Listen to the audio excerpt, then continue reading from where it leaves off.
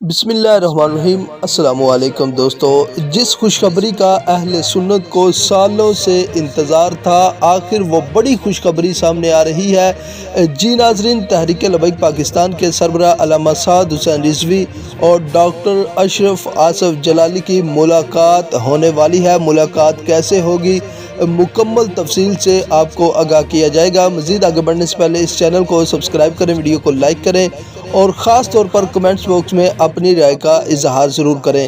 ناظرین، کچھ دن پہلے قاری زوار بہادر اور علامہ سعد حسین رضوی کی ملاقات ہوئی۔ ملاقات جو ہے وہ کافی مفید ثابت ہوئی، اور جس میں قاری زوار بہادر کا کہنا تھا کہ اہل سنت والجماعت کو ایک پلیٹ فارم پر کھڑا کیا جائے تاکہ سنی جو ووٹ ہے وہ کسی قیمت پر بھی خراب نہ ہو، جس پر علامہ سعد حسین رضوی کا کہنا تھا کہ ہم اتحاد اہل سنت کے لیے تیار ہیں، اور قاری زوار بہادر کا کہنا تھا کہ انشاءاللہ نیکسٹ جو ملاقات ہے وہ ڈاکٹر اشرف آصف جلالی سے کی جائے گی، اور 2023 سے پہلے علامہ سعد حسین رضوی اور ڈاکٹر اشرف آصف جلالی کے جو اختلاف ہیں ان کو دور کیا جائے گا۔